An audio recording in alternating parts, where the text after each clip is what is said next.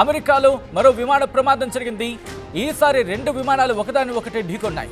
అమెరికాలో మరో రెండు విమాన ప్రమాదాలు జరిగాయి. అరిజోనా రాష్ట్రంలో రెండు విమానాలు ఢీకొన్నాయి. విమానాల్లో ప్రయాణిస్తున్న ఇద్దరు మృతి చెందారు. మారానా రీజనల్ ఎయిర్పోర్ట్ సమీపంలో ఈ ఘటన చోటు చేసుకుంది. గత నెల రోజుల్లో అమెరికాలో ఇది 5వ ప్రమాదం. అగ్రరాజ్యం అమెరికాను వరుస విమాన ప్రమాదాలు చుట్టుముడుతున్నాయి. అధ్యక్షుడిగా డొనాల్డ్ ట్రంప్ ప్రమాణ స్వీకారం చేసిన కరెక్ట్గా నెల రోజులు ఈరోజు. ఒకసారి ఆ ఘటనకు సంబంధించిన విజువల్స్ మీరు చూస్తున్నారు. ఎప్పుడైతే ఆ ప్రమాదం జరిగిందో వెంటనే ఆ ప్రమాదం నుంచి ఒక వ్యక్తి బయటపడినట్టుగా తెలుస్తోంది. ఎప్పుడైతే రెండు విమానాలు ఢీకొన్నాయో పూర్తిగా నల్లటి పొగ అక్కడ ఆవరించేస్తుంది. పారాషూట్ సాయంతో ఒక వ్యక్తి అక్కడ బయటపడుతున్న విజువల్స్కి సంబంధించి మనం చూడొచ్చు.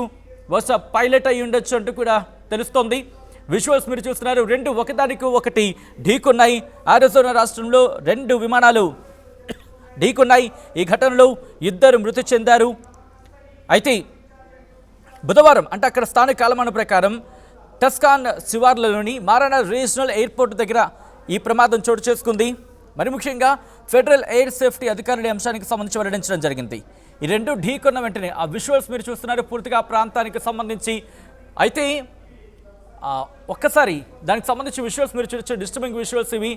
ఎప్పుడైతే ఆ ప్రమాదం జరిగిందో దానికి సంబంధించి వరుస ఘటనలు, వాషింగ్టన్లో జరిగిన ఘటనలు, రెండు విమానాలు ఢీకొన్నాయి. ఈ ఘటనలో సుమారు 67 మంది మృతి చెందిన ఘటన వాషింగ్టన్కి సంబంధించి. అక్కడ ఆ ఘటనకు సంబంధించి మనం మాట్లాడుకున్న పక్షంలో అక్కడ నదిలో పడిపోయాయి విమాన శిథిలాలు.